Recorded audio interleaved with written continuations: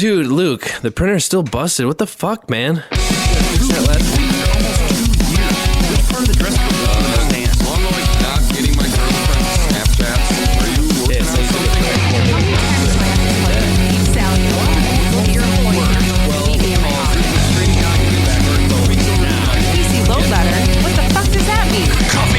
How's it going, everybody? Welcome to episode 24 of the Topless Robot podcast. My name is Ryan. My name is Brooks. I'm Tyler, and I'm so happy it wasn't me this time! I'm Dan. I'm hungover and I haven't slept. You and me both. Yay! It's been a long night. I am well rested and in repose. And by long night, I mean, I think we both went to sleep around like 10 o'clock in the morning. Yeah. It is now 10:30 in the morning. Yeah, and it is now 2:15. Time is meaningless. Good Lord. Just to give you everyone an example of how tired they are, me and Brooks were sitting outside ringing the doorbell for a good 15 minutes before Ryan finally realized that we were there. Yeah, the alarm absolutely did not wake me up. I had my alarm set for like 12:30, I think. When the strength of alarms has failed, there Tyler and I will be. I am sorry the two of you live the milquetoast life that lacks partying. I partied. I partied hardy. My name is Brooks and I like to party. See, I personally took I try to live my life by the example set by our Lord and Savior, Andrew WK. You party hard. I do. And I actually don't mean that ironically. Andrew WK has some pretty outstanding life lessons in general. I've never looked into Andrew WK's His lifestyle guide guides. was very uplifting. You know, he actually does do like self-help talks and things like that, and they're all extremely positive. I don't think I've ever seen him quoted or heard him say anything negative at all in any context. He's also an exceptionally accomplished pianist. Yeah. Yes. And he also gets the award for most awkward live concert at E3 of all time. Yes, that's true. Hey, that That's was fun. true. That was the best. I don't give it's a not shit. his fault. Yeah. It was that just E3 the concert crowd. was a little out of place. It made it. However, I am and will always be a very even though I don't even super get into his music, I am a very strong proponent of Andrew WK. He is a shindig champion, the savior of soiree, and the party god. He Party tried professional, actually. Yeah, Exactly. Get it right, Brooks. He founded a new political party called the Party Party. Yes. But yeah, no. In general, he's got an advice column too on some music publication, as I recall.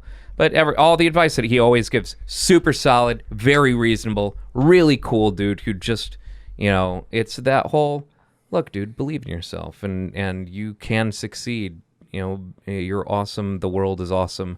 Be awesome. I did not know this. You gotta believe. He is essentially the embodiment of the morals that were instilled by Bill and Ted's Excellent Adventure. That's a good way to put it, actually. Cool. I like that. Yeah. Yeah. That makes perfect sense. Yeah. I like it. Be excellent. I literally each have other. never And heard party or on, seen dude. him talk outside of the. Why are you looking at me?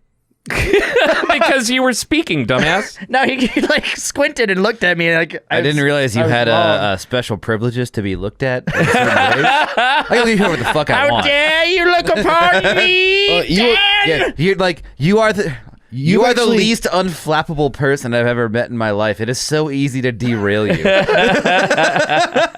Well, you've reached the Tyler paywall. So you have to wait 24 hours before looking at him again. I always knew life $1.99. would become an EA game. Yeah. So some of the most Actually, have to get the season pass. interesting and exciting news to come out of this past week is Microsoft bringing Xbox Live to the Nintendo Switch. Xbox bringing Xbox Live to Ethiopia. Yeah. No, the Xbox Live service as well as their monthly play service, where you get like all access to a ton of games. Games with whatever they gold. call it. No, Games with Gold is the one where you get 2 games or 2 or 3 games every month. This is the one where you have a pre-built library that you gain access to every month. So they're talking about also giving you access to that service through a streaming, kind of thing. So essentially, you would be playing Xbox One games on the Switch. It's one of those weird That's things. kinda I cool. wouldn't think about this, but it's also not surprising to hear that they're doing it. The cross-platform thing is what kind of threw me for a loop. Oh, well, talking about anything cross-platform, I play Smite a lot on PC. They made it cross-platform now, and I'm constantly playing with people who have Xbox controllers. You can tell based on the voice commands they use, because it breaks it down. So when people use voice commands like hello or whatever, it's like VVGH. Now it's Xbox D-pad left, Xbox D-pad right, Xbox D-pad like Sure. It just keeps going. And also, pretty much all of those people suck, and they cripple your team. Because I mouse don't and like keyboard. cross-platform, Because mouse and keyboard is superior. especially in MOBAs. Yes. Uh-huh. In MOBAs, and I would argue especially even more so in first-person shooters. Also agree. First-person shooters, for me, was the first jarring attempt at a transition from PC gaming to console gaming. Different methods of input. That's the only drawback to cross-platform. Yeah. Is the different methods of input. Right. Using a different controller makes it that much harder to play the game. And I tried playing Smite once on an Xbox. I got through one game and went, "This sucks." Yeah. It's I not hate good. it. What also typically sucks... Oh, did you lose an ear again? Oh no, sorry. What also typically sucks with regard to the cross-platform ability of a first-person shooter is the fact that in order to make the transition to a console, they usually have to put in some sort of aim assist. And if you put that same aim assist into a keyboard and mouse setup, it is broken. Yeah. Which is why I think that cross-platform is a lot more interesting when it's just amongst the consoles. Like that's what in my head when I've been Sure. asking for cross-platform for years Yeah, that's and kinda years where and I'm years. at. It's let me always play been with my let me play PlayStation friends and shit like exactly, that, not yeah. with computer. But guess people. what? Microsoft and Sony do not want to play ball together. No, Apparently Microsoft that's- wants to play ball. Sony doesn't, yeah. Okay. Sony doesn't see it as beneficial, though they did cave to that Fortnite debacle earlier, Of or course. last year. Fortnite is a fucking gold mine. Yeah. But how much of that gold mine sees its way back to Sony, I wonder? Well, I think usually wasn't that the very reason Microsoft refused to have any free games on their shop? I remember Warframe actually couldn't be bought on Xbox for a long time. Well, couldn't be used on Xbox for a long time. Maybe it still is that way because they had a policy against having free games. Huh. Because the microtransactions would all go directly to the developer of the game. But the purchase of the game purchase- proper would not. Right. Yeah. So I'm under the assumption that if Fortnite is available on consoles, that means that the developers are getting They're getting a cut of They're getting each a that cut. Microsoft transaction. and Sony are getting a kickback just by virtue of having the game on the consoles. It must be a portion of something spent. I don't know what it is, but there's no way they would allow the games on there if they weren't making any money doing it. Yeah. Maybe the No, that's shop. fair. I bet that. Yeah, I'm sure just everything that's bought specifically on Yeah, Sony like I said, or- a fraction of it, however small, because it doesn't matter with Fortnite because people are buying it in droves. More good news that accompanied this Xbox Live news, Xbox Live coming to Switch, is that some Microsoft Studios games are being developed for Switch natively. So Ori and the Blind Forest is confirmed as coming to Switch, which is a fucking gorgeous Metroidvania. So pretty. And it controls pretty and also leverages your emotions like an asshole. And I think that's the only one that's confirmed so far, but they have said that they are working on developing Microsoft Studios games for the Nintendo Switch. Yeah, there's almost certainly more on the way. Yeah. But, I mean, so, I thought that was a very cool All right. idea. Cool. I've never thought I'd see the day. Yeah, That same. would happen. This would happen. To me, this falls under the same sort of thing as Sonic showing up on other consoles. Yeah. That was fucking weird. Yeah. As a Growing up in the era was of the Yeah. Nintendo versus Sega. it was weird enough seeing Sonic Adventure Director's Cut come out for the game on the GameCube. The GameCube. I was like, yeah. wait a minute. But what are you gonna do, man? I mean, Sega got out of the hardware game. Yeah, And they which- did the next logical thing. Yeah, they it have this licensed my character. loved, beloved character. Yeah, they made Mario and Sonic at let's- the Olympics. Right. That's my That's favorite. the most game. logical next step, right? Best game of the year status. That is the best entry in the Sonic franchise. By far. Lucky for you, I'm a super nice guy. Super nice guy. What are you gonna do? Fight me? No, shit post on the internet about you. I'm gonna at you on Twitter. Speaking of weird controls, Don't at me. Don't at me. Speaking of weird, the keyboard controller thing.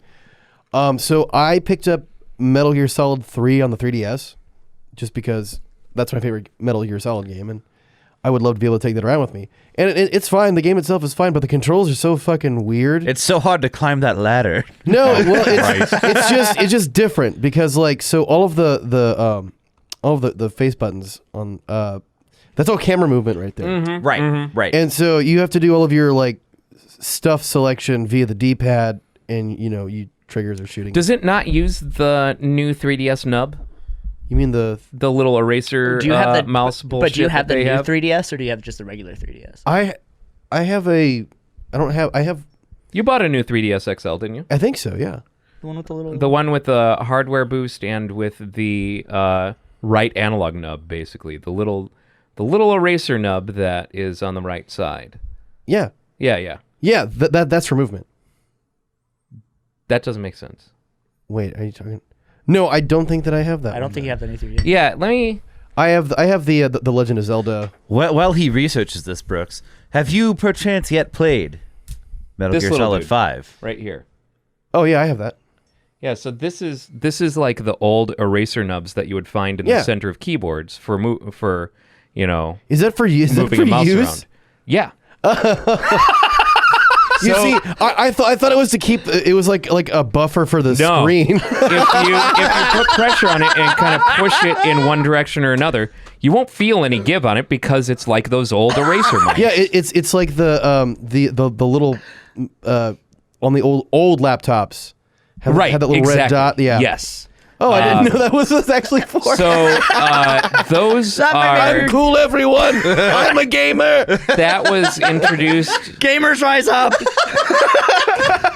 GG. This hardware revision was introduced alongside the 3DS Kid Icarus game.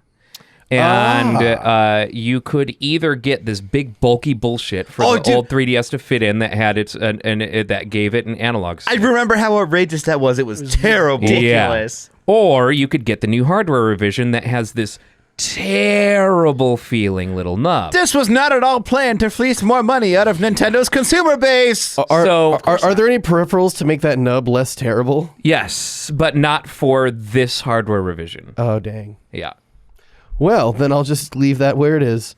Just continue using the D. Yeah, for real. I thought that was just like we're having problems with the screens connecting. Yeah, no. That's Try that hilarious. next time you play Metal Gear Solid 3 on the 3DS. Yeah, I will. I know it has an option for It does loosen up. for at me. something like that, but I've been sick all week, like hard sick, not just like passively. I'm fighting through this, just like I'm dying. Cool. Welcome to this enclosed space.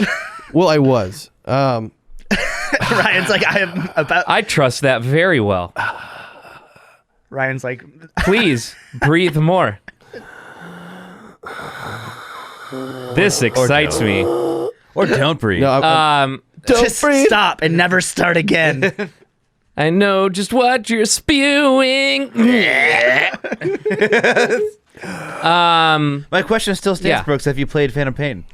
I've not paid Phantom Plane yet. Yes. well, you must. God, pay the Phantom intro Plane. to that game is fucking I know, I have to- mind-numbing, I have and to it's an upgrade first, hour gentlemen. goddamn long. But everything else is a joy. oh, really? Yes. I did. I also agree. The intro is terrible. It takes way Christ. too long. Kojima is so up his own ass because that's just how he exists. I get it. But he makes wonderful games. Every now and then he's allowed to be a pretentious asshole. Every now and then, Death Stranding. it's pretty much Death Stranding is going to be as much as I respect brilliant the man. perfection. I cannot bring this up enough. There's literally a mission in the Phantom Pain where you rescue literally Hideo Kojima from Middle Eastern terrorists. I mean, why not? You get his professional brand sunglasses, and when you flash them on screen, it says like Kojima wear, and you put them on his face before you untie him from a pole. Okay. Here's the thing. He's sold me. been doing that since the beginning. Are you serious? No, he's been in Metal Gear Solid games. He puts himself in them all the time. No, not even just Metal Gear Solid games. But his own sunglasses in the NES Metal Gear Solid Metal Gear? No. Okay. So first of all, the NES version of Metal Gear is a terrible port. It's an awful port because it was originally on the MSX2. It was an Really? and it it's had a a much lot, better game. It had It's a lot actually a more sneaking content. game. A No lot shit. More. Yeah, A lot you more. actually fight Metal Gear. Yeah. No shit. Instead of a computer.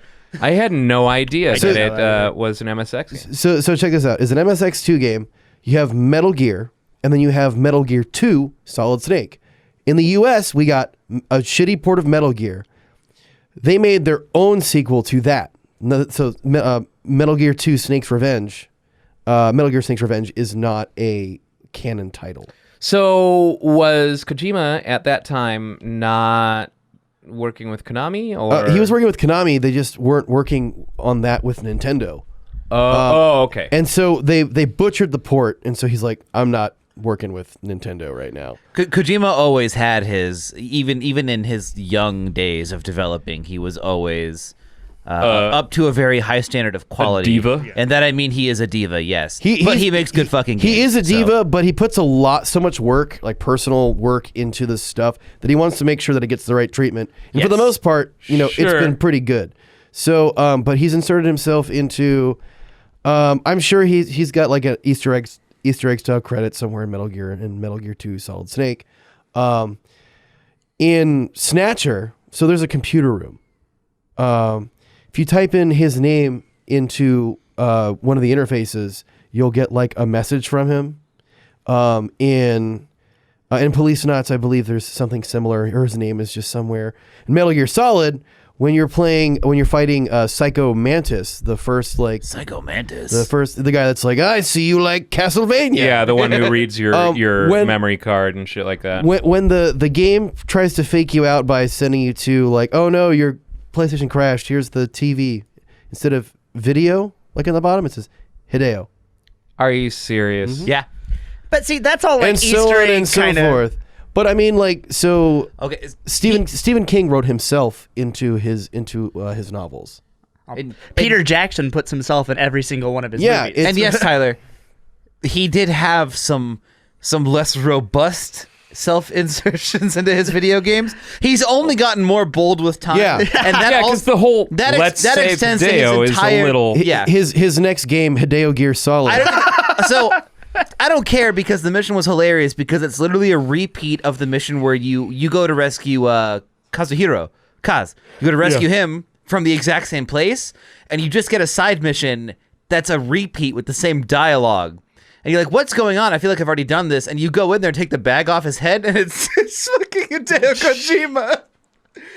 Now, the more I'm hearing about this, the more that I now believe that Death Stranding, like the baby, it's gonna grow up to be. Yeah, right. This is just No, he'll be a Hideo boss. babysitting sim. he'll be a boss. He'll be a secret final boss. They're telling this story. He's finally telling his story. His origin story. If there is any human being alive who wishes they were Norman Reedus' son, it's Hideo Kojima. Yeah, for real. Like I can't say this enough. I love him, but he's a dork.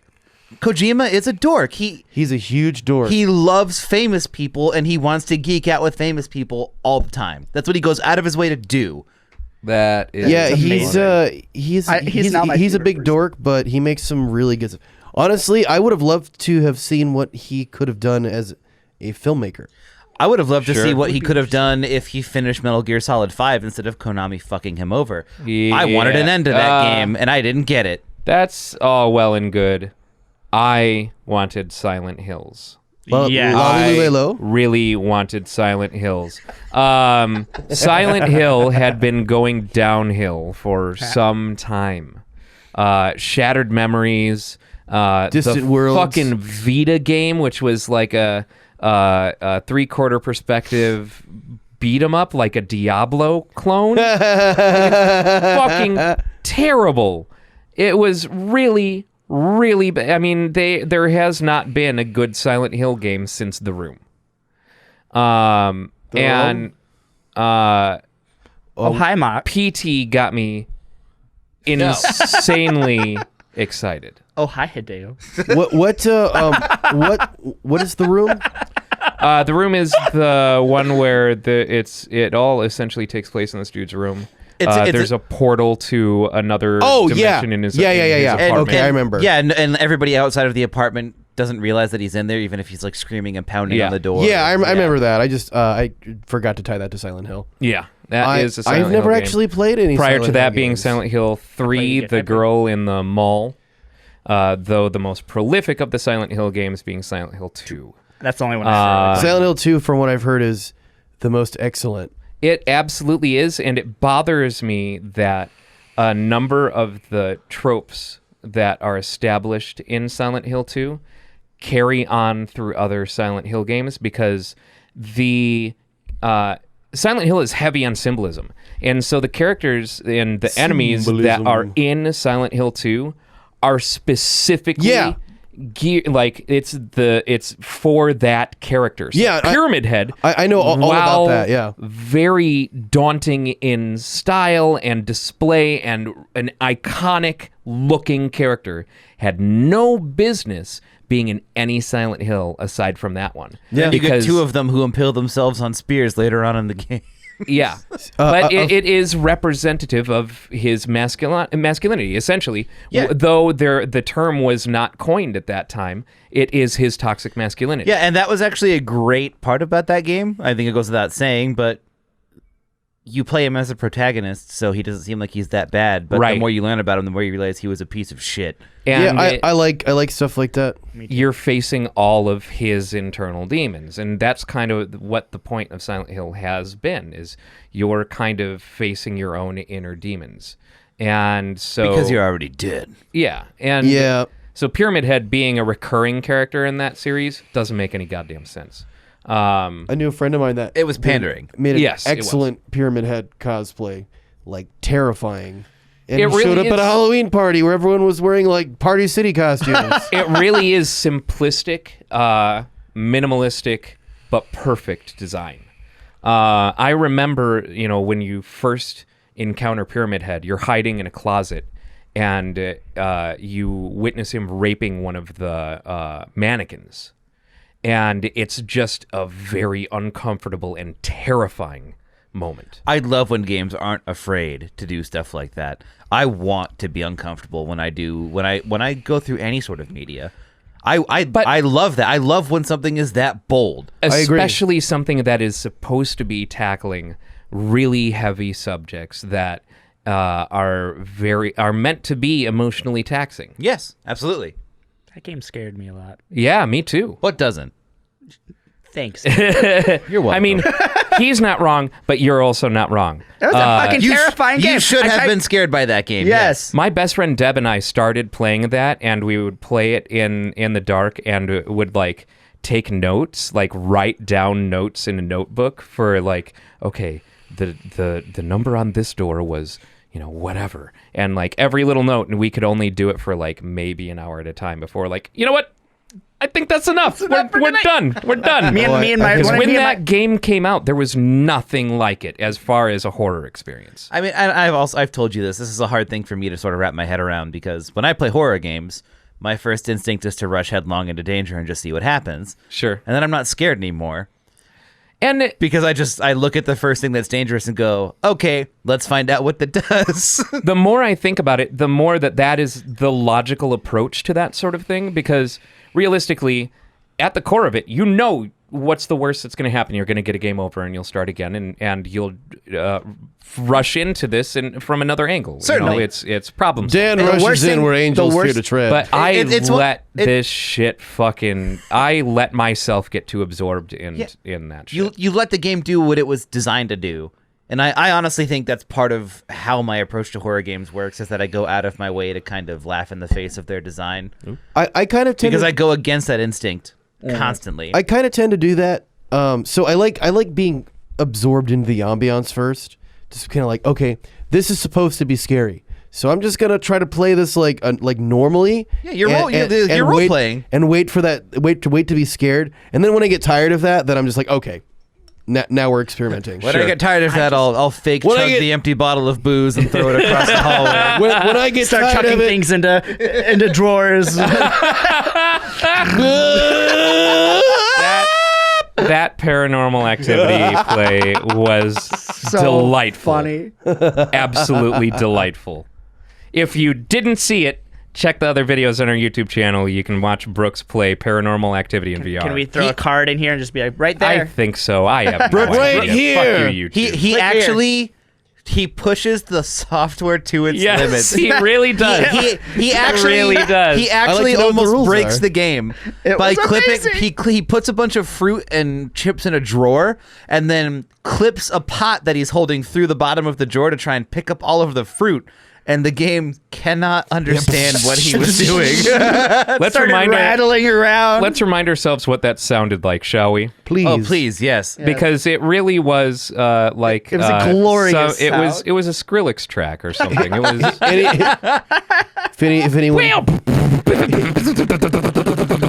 If anyone wants me to try their VR game, just send it our way, and I'll try to This break is the it. beginning of It is Brooks' a joy to watch Brooks play VR. QA company. Oh, yeah. Wait, was it in this? it was in part 1. I don't know if we ever got a part 2. Was it? Oh, we may not have gotten a part 2. I think we had some recording issues. Let me know when you start recording. Let me know what he's. No, we it did was get a part 2. So what? Yeah, we had to. Let me. Damn it, maybe I find just part missed 2. it. Yeah, I must have missed it. So it must be at the bottom of the first page. Yeah, Visage part 2. We're very professional. I just want you all to know that. We Super know exactly what we're doing. professional. I can't find This it. is actually and the for best all part. of you who listen to the audio-only version of the podcast, I'm sure you are having a great time right now. Brooks, please. Watch this really cool thing. Would you sing to them for me, Brooks? Yeah. That was beautiful. I feel holy shit! Did I not ever release? How to make I you must not feel. have released the part 2 to that. Got some content coming your way here. I guess I'm going to have to locate that footage and release it. Gonna have to Because, watch it after the video. It needs to be put out It there. really does. If only for that last part. That's it. Yeah.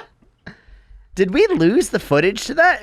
No, Was that one that we did not. Watch me bang some We stuff lost- around. We got Brooks into playing multiple VR games, by the way, and one of the things that we did lose was a bunch of lovely footage for Transference. Was it called? Yes, That's what it the was, yeah. the one that was made by Spectrovision, by Elijah Wood's Elijah Wood. company. That was actually that was my first experience with Topless Robot. Everybody, Yeah. it was before I was on the podcast, but I was invited on to do some Let's Plays, and the- it was fucking hilarious. it was a few hours, then they were lovely, and I had a wonderful time, and we lost all of it. Yep. Every last minute. Yep. Recording is heartbreak. Oh, that You're just hurt. gonna have to that one hurt. imagine me trying to break that game as well. That one hurt real That bad. one, I was so disappointed that we lost that. Yeah, I threw so much stuff to see if I could. What else? It is really VR for? is. It really is. Brooks throws shit the game. Yeah. Yeah, 100%. Oh, and solve puzzles. I also solve puzzles. But you mostly at an threw agonizingly slow pace. Inadvertently, and yes, at a very slow pace. Maybe that was intentional. Maybe it's Maybelline. So on the topic of horror games, I beat Resident Evil 2 last night. I beat Leon's campaign last night. How many times did Tell Mr. me X more. flex on Tell you? me more. Man, so in general gameplay, Mr. X did not. He's really easy to outrun. He is very easy to dodge. He's just spooky. But the final boss wrecked me over and over again. You were just waiting for that rocket launcher? Yes, I was. Because launcher. there is no way to deal with that at all. Especially, so what sucks is the boss fight before that, I went into that in danger and with 0 health items. And when you go into that battle, in danger. there's one health pickup between that and the final boss. Yep. And it's in that stage, and it's a first aid spray. And that's it. Man, I love Capcom. Fuck. I love Capcom. So much. That game is supposed to be hard. That's the whole point. I went through that battle, I don't know how many times. And was a then beautiful high five. went through the final boss fight, I don't know how many times. And you wrecked it. I did finally beat it. Didn't have to do any cheesing or anything like that. Just Yeah. hung out for the fucking minute and a half, 2 Nice and minutes that it clean. takes By the for way, for the in- rocket launcher to come down. In games like that, there's very few opportunities to cheese anything anyway because they openly... By the way, it's very well designed. They don't give you a whole lot of exploits to go through. Sure. And also, they wouldn't shit on you for doing what you do if you cheese.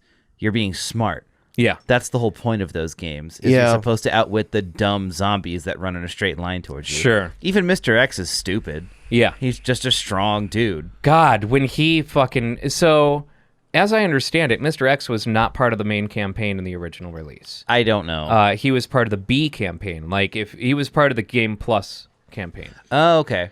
So you Not would the bees. You would not have him hunting you down. And I had several shit my pants moments with him.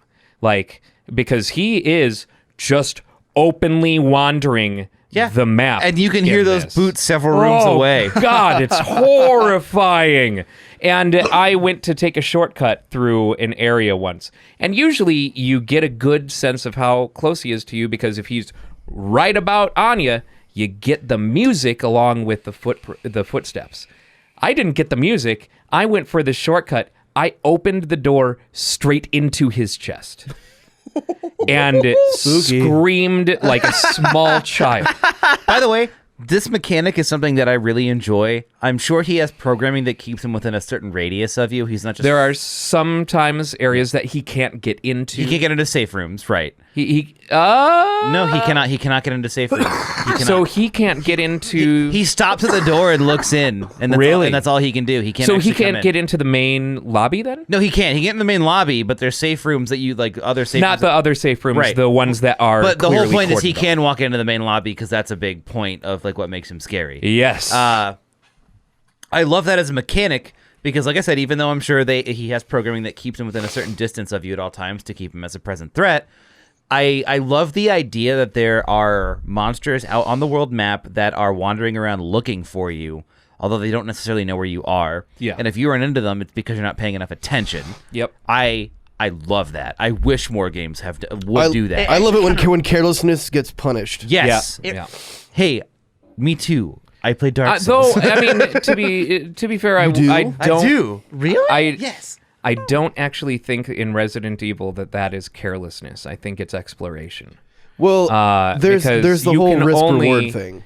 Certainly. Yeah. But you can only be so careful with that because you can only predict where he is so much. He's a variable that becomes more dangerous the moment you get in a fight with another zombie. Yeah. That's when you expect him to Oh show Christ! Yeah. Because that's when he will show up. up. Yes. I love that. But a life without I love risk that would be a mechanic in miss. general, not just them searching around, but having that big baddie that can kind of just wreck your day as a ever-present threat. You can't do anything to him. You can stun him to You run can- around him, yes. and that's it. You can make him so take a cool. knee, and that's it.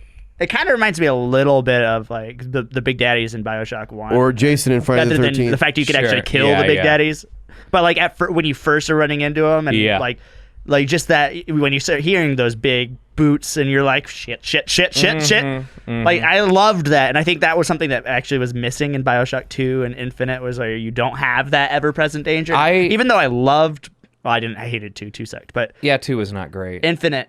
I loved Infinite. One and Bioshock Infinite were great. They really helped align my Biochakras after the second one was terrible. God damn it, bro. Okay, God. so talking about Bioshock Infinite brings up the idea of spoilers you didn't realize were spoilers. Do any of you have those?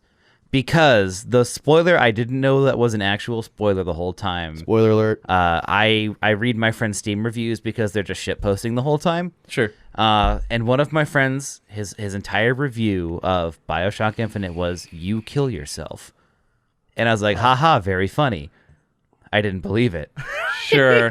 And It turns out. I get Yeah. all the way through the Guess game what? and go, oh, fuck. Like, he wasn't lying. Yeah. Oh, were we, Because, I mean, this is the same guy who wrote a review for Jamestown, and it was, "Where's James?" That's funny. He also a review for Magic the Gathering 2013. It was, it's like Magic the Gathering 2012.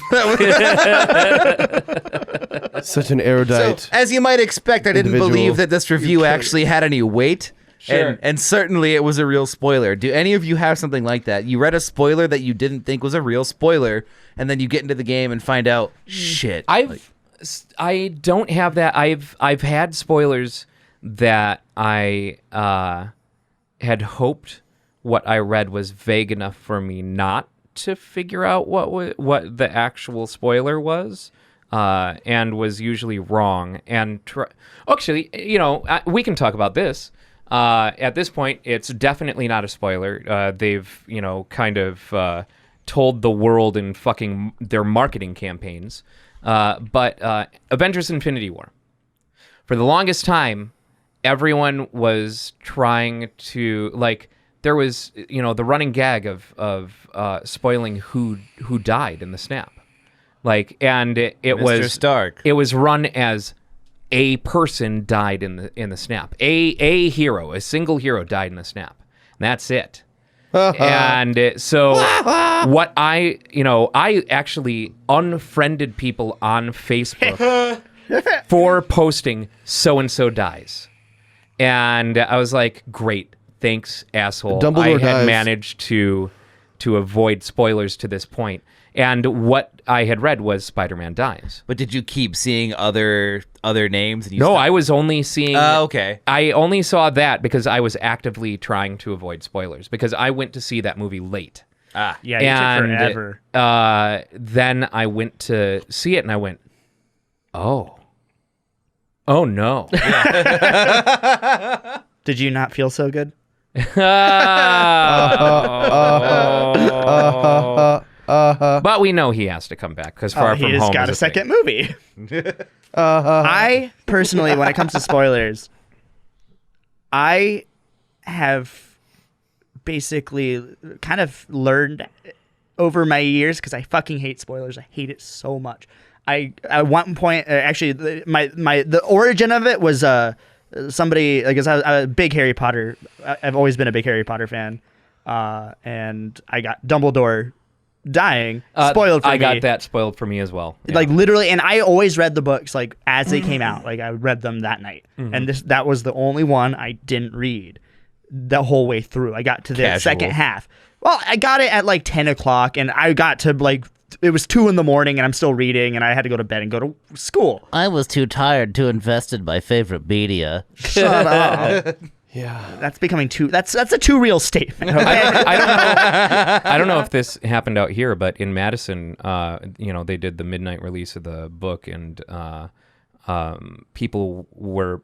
there were a group of kids who had bought the book, turned to the last page, and then drove by the lines at who were waiting to get their books, and yelled, "Snape kills Dumbledore." That was Good old chaotic evil. That was am a I thing right? that happened here too. Yeah. But like, I literally had it like one of I remember the day I was like, I walked into school and this asshole Jacob Gibbons, fuck you, walked up to me, like, Damn. literally ran up to me and goes, "Hey Tyler, Dumbledore dies," and I just You should have hit him with the book. I should have. And then Tyler saw didn't know red what- and his corpse was never found.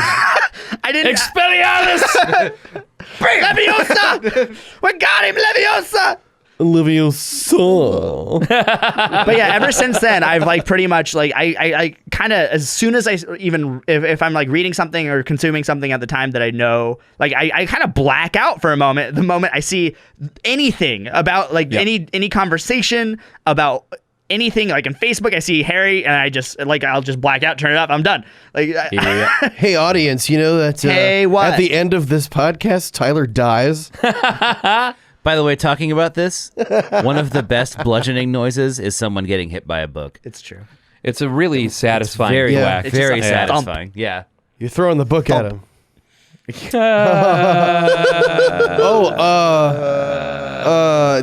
I do that?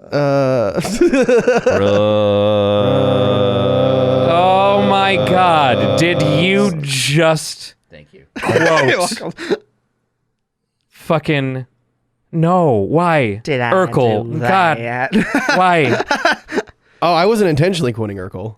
Because I didn't think about it until you just brought it up. I've been watching Sonic Saturday. Don't give him power. oh God, because seriously. Speaking of That was a very bad joke, and then following it up with, with a "Did very- I do that?" just hurt my head, Please tell me and you I looked have at a the, hangover. Please tell me you looked at the camera as you did it, because I was not looking. I kind of vaguely stared in I that do direction. that? I try not to look at the camera because that would be kind of conceited and you know. So before we get too far from Marvel, Oh yeah. News. news that we all knew was coming: Jessica Jones and Punisher have been canceled. That is officially canceled. Officially, That's the end last of Marvel. Punished Netflix. Punisher. Of Netflix Marvel shows. Jessica Jones is still having their last season. Oh, are they? They're- They are getting one more I season. do in. believe so. I'm not. Now that I say it, I'm worried that I'm wrong. But I'm pretty sure that they have one more season that had been filming. I can only assume that these properties are going to live on Disney Plus. It's gotta, like, with how popular, especially like Daredevil. I wore this hat for a reason. Yeah. But That's not Double Dare. Family Double Dare. Hi, kids. I'm Mark Summers.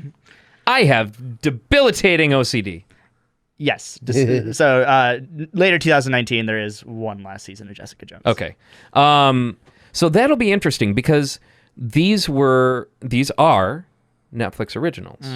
And while Disney can pull the rights to all of the Marvel films from Netflix, as I recall, the first film to not end up on Netflix is going to be Captain Marvel. That's the end, officially the end of the agreement. Of that they any have. licensing and yeah.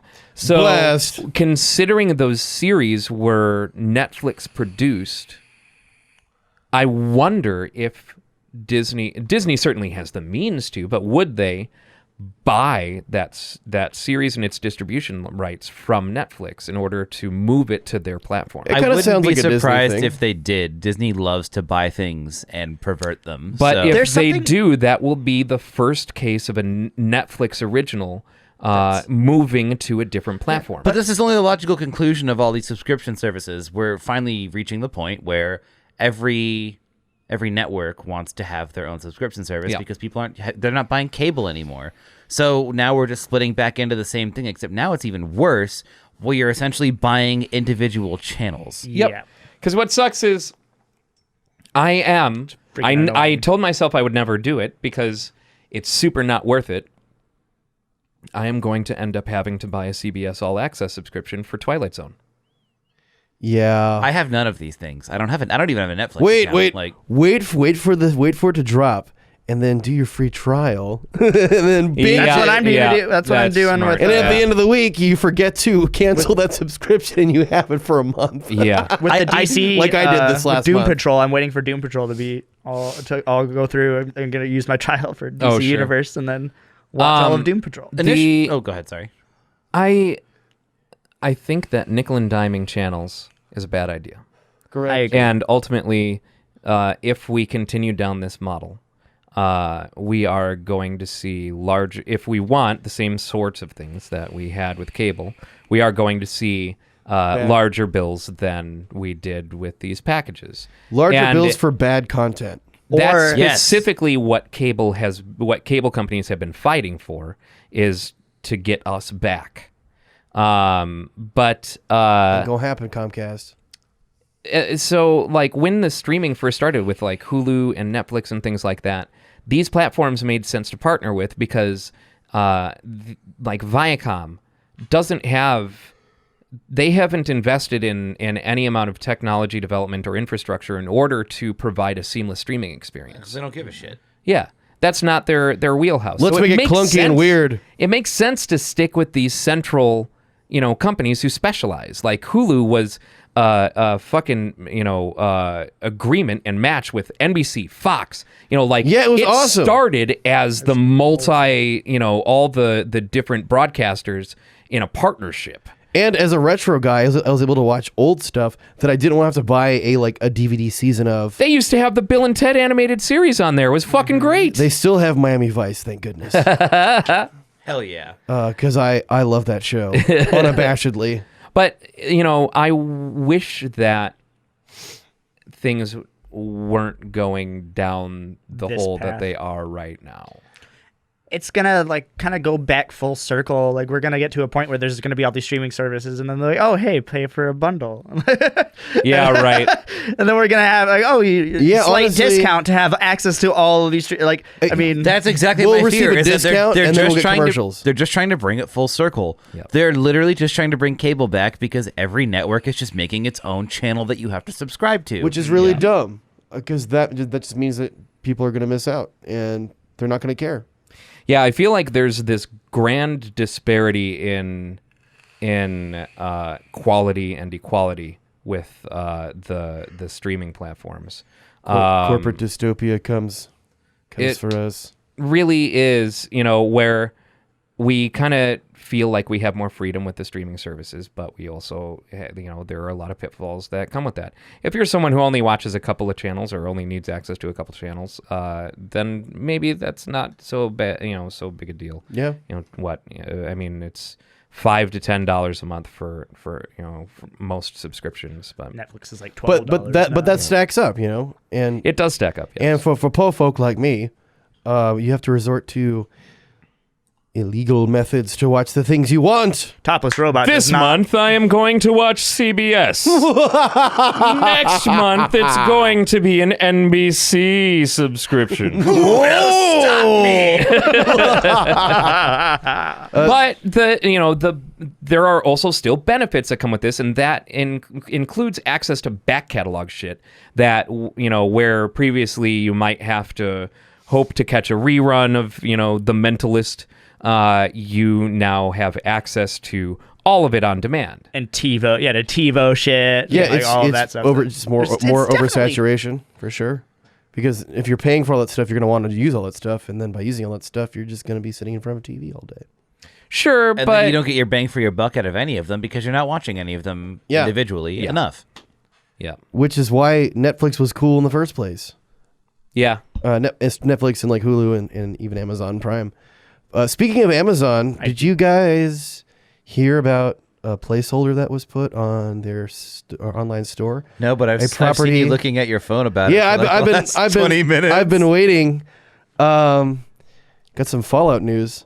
Go on. There is so according to this article that I read, there is a placeholder on Amazon with a Fallout countdown timer on it. What? Nothing has been revealed. It's going to be the Fallout mobile game. Prepare for disappointment. Oh my God. Yeah, prepare for disappointment. At this point, Fallout 76. Well, there is some speculation on that. It's certainly not going to be Fallout 5. No. This particular article that I read said that there hasn't been enough time for that. Hasn't been enough time for that, and they're too far removed from active development on 4 for it to be 4 DLC. And it would probably just suck anyway. There's but it could be a New Vegas style. Yeah, well, there's speculation that it's going to be a New Vegas was made by Bethesda. and a 3 remaster. Oh, Eh. I could give a fuck less. But I love 3. I love 3. I'd actually consider. I'd play that over 76. I'd play literally any other entry into the franchise than 76. It could be a collection of the classic stuff, like revamped as well. I mean, I don't know. I would consider getting. It wouldn't turn me off, is what I'm saying. So this I'd be was happy not with it. this was not accidentally leaked onto the Amazon site. That I don't know.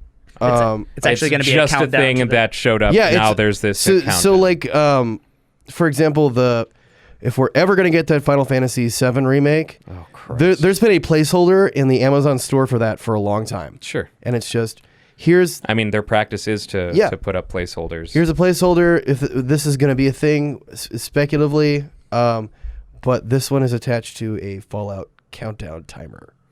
So I assume that we're going to get some news. Check the date. Is it a pretty Super soon. Bowl ad? Oh Christ! You know what? You give me shit, but I called it. Fool me once. Fool me thrice. February 3rd, 2021. I told all of you, and some of you didn't believe me. Consider we were I hoping. predict They hated me because I preached the truth. I predict that this Fallout countdown timer on Amazon is not what we think. It's not a prediction for a Fallout game. It's a Fallout television show. We are currently 2 minutes to midnight. It's we a are. prediction to actual nuclear fallout. Yeah, but it's listed for like Xbox or On Xbox One, PS4. That's where they've been hiding the nukes. I knew it. The council, the It's Bezos has finally gone insane. known The as Council of 13. the home no, tactical nuke. I've been following the Bulletin for Atomic Scientists for years. Oh, sure, yeah. The ones that do have that, the climate doomsday clock. As far as we've been at 2 minutes to midnight for the last 3 years, which is No, they. Or I'm sorry, 2 years. They ticked it up. Several months ago? Yeah, it was I saw a headline some news. a couple was months it- ago was it that at they 3? ticked It was back at up. 3, It was yeah, at now 3, it's and at now 2. we're at 2. great. So now that Maiden song has, we haven't been at 2 minutes to midnight since '84, Yep. which is when that song came out. Yep. 2 minutes. On that note, we are to the end Oh, of the yeah. podcast. 2 minutes. It is. Rest It in is peace. time for 2 minutes to for the end of the podcast? the Armageddon of Topless Robot podcast. Live from the wasteland. Next episode, the survivors of the Topless Robot podcast. I want to remind everyone that, as always, we My are radioactive sponsored corpse. by Humble Bundle and Ripped Apparel, RIPT Apparel. Look in the description of your podcast or video, and you'll find some links there that will take you to Humble Bundle and Ripped Apparel, and you'll find all kinds of goodies. Humble Bundle, you'll certainly find the Humble Monthly Bundle, which now it will be too late once this episode goes out for you to sign up for February's or March's games, because March's games are being released to us this coming Friday. And the rest of March's games, this Earth Defense Force and Vermintide. Oh yeah, I and forgot things about like Earth Defense that. Force. This is your friendly Yeah. reminder that existence is pain, because if you haven't already got Vermintide 2, you fucked up. You done goofed. Spoilers, Brooks fucked But up. you can still get in on April's So did games. Tyler. Go to toplessrobot.com/humble and Ripped Apparel, RIPT Apparel. Make rad, nerdy crossover memorabilia, shirts and canvases and I wrote it backwards. things like that. So definitely check those out. We do not have any voicemail. Call our number, or I'm gonna start for real writing this on bathroom walls. People, you guys call me just as much as my parents do. Yeah. Guys, I want you to hurt me. Not at all. Does anyone remember the phone number? I think it's 805-222-6287. That is the number. Awesome. I remembered it correctly. Well done. So, if you want to leave us a voicemail and insult our lovely Dan here, Thank you. you can... Or tell me how beautiful I look. Or, tell... Take me down and bring Brooks up. Yeah. That's... Bring me a higher level. That's I the, could use the it. world we need to live in. And just... I've been told just it's fun to ignore make fun of Tyler. me, too. Just ignore Tyler. No. Give us a call at 805-222-6287 and, fuck, man, tell me I'm a piece of shit. Ryan needs it. He needs No, to- me first! Tell me I'm a piece of shit. Don't fight, boys. It makes me look more pretty. I have the bigger ego between the two of us that needs to be destroyed. Okay. Yeah, it's true. That's the whole point, as I've already said. My ego is low enough that I want someone to be good enough at insulting me to actually make me cry. Do it. Make him I cry. dare you. Please. Someone out there, please make Dan feel. He needs it. Please. Does anyone have any rants and or raves? I have a little mini thing. Just want to Okay. say Great. thank you, Reggie, Yes. because I wanted to bring. God damn it, Dan. Absolutely. Reginald. I'm trying to be sincere and heartfelt, and you're an ass. Oh, yeah. Sorry. Reggie Fils-Aimé stepped down as the president of Nintendo of America after 20 This is years? Tyler's rave. It's good. It's good. No, I mean, he 2004. 2003. 2004. Okay. So He was he first was released on the world at E3 2004 with so 26 years. Maybe he just kick wants some time to ass play and Nintendo make games. some games. Yeah. And if you didn't appreciate Reggie as the spokesperson and president of Nintendo of America, there's something wrong with you. he Taking a quote from his book. he definitely played well and managed that community well. Even though, as president of Nintendo of America, he had no fucking business doing so. Nope. He did it for you was personally. single-handedly their best social campaigner. He was outstanding. It's hilarious. Every E3 was so fun And I'm watching okay the with that. Nintendo.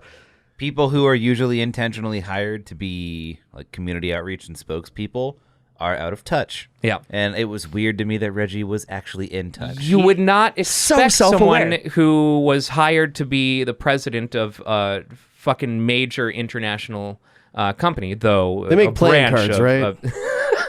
a branch of that international company, think we've a made this specific joke country before. of that international company. You would not expect someone hired for the purpose of being CEO to also be competent as a spokesperson. You think a CEO is the guy like in the office building who just sits there and collects bank checks? Yeah. Like that's I it. sit there, I fill out paperwork, and I go to lunch. Yes. Hey, that sounds like my day. I sleep with one of three, actually two of three of my assistants. The third one, not so much. Whenever but two I of them, feel like it. Leviosa. She has yet to get that raise. Oh, Jesus. Yeah. I mean, please don't hate me, internet. Don't at me. I am making jokes about the horrible state of corporate America. Thanks, Tyler. You know, Doug Bowser is welcome. going to have some pretty big shoes to fill. He is. Honestly, and I think I've said it before. And not just because Reggie Fils-Aimé was a fairly large stature man. Oh, no, I have no comparison between the two guys. I haven't seen them together, so. But I think I've said this before. I always hate the tech demos at like trade shows where Yeah. they're just so they're so forced, and it's like, ooh, look. This how cool game this is for the elite. but like Reggie is the exception where I enjoyed. Reggie's scripted stuff was still super it's a heavily, little heavy. clearly scripted. I don't But care. Watching I Reggie still and loved Iwata it. fight in Smash was hilarious. Yes. It still was. He pulled it off because he was effervescent and just effusive, and I just want to Awesome. remind you that no one in the world talks like this. this is true.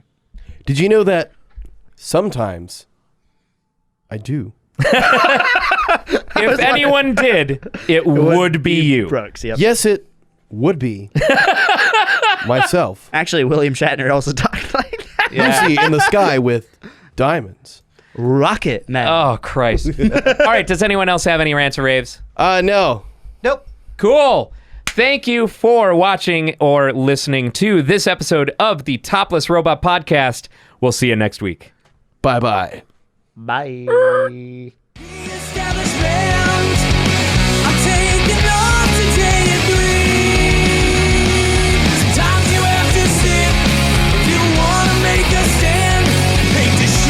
Taking liberties.